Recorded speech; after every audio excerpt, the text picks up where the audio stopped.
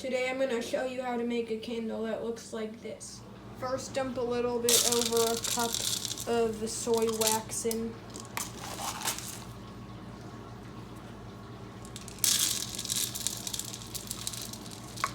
Fill it all the way to the top. It gets smaller when it melts, so fill it as high as you can. Put it in for 2 minutes. The reason why I'm not using a pan is because it'll be really hard to get all the wax out of the pan. Now fill it to a little bit above the first line because it shrinks a little bit when it melts. But it also gets a little bit bigger when it is microwaved.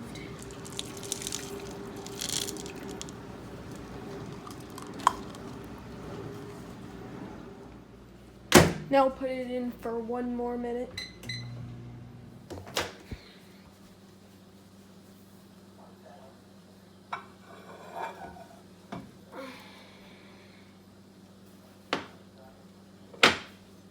Since I'm using essential oils, if I put the essential oils in now, they'll burn away and then there won't be any smell. So wait until it starts to get cloudy until you put the essential oils in. While we wait for it to dry, let me show you a trick I learned from when I started making candles.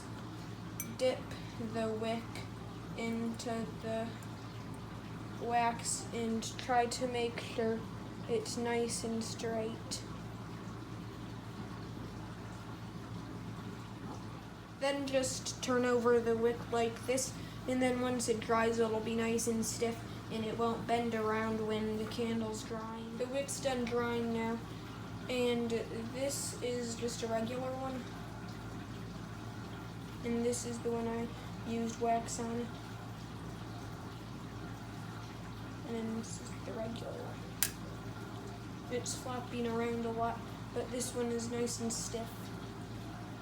When we do get to putting the wick in though, you gotta do it fast before all the wax that makes it stiff melts. It normally takes about 30 to 60 minutes for it to get cloudy. It's ready to put the wick and the essential oils in. You can tell because it's starting to turn white. Put about 30 drops in. This is really strong kind, though it's Arakasha. So if you're using fragrance oils, use a lot more.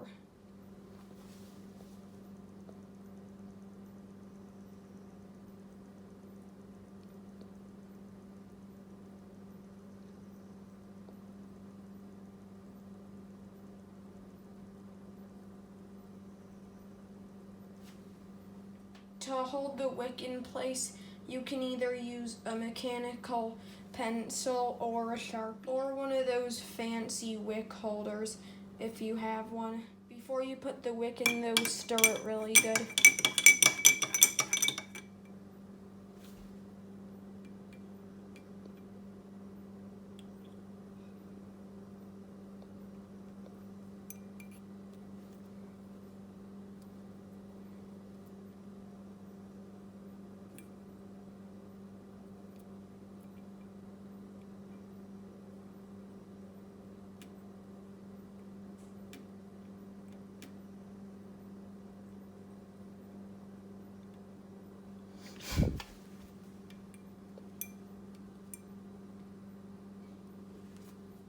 Now I just have to wait overnight for it to dry. If you put it in the fridge, it'll start caving in. So unless you like your candles that way, don't put it in the fridge.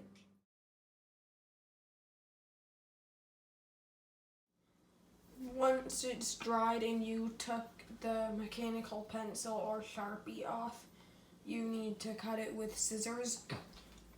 But since we don't have any scissors, I'm gonna try using a hole puncher.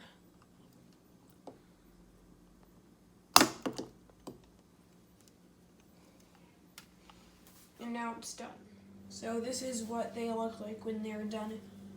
I'll show you what it looks like lit.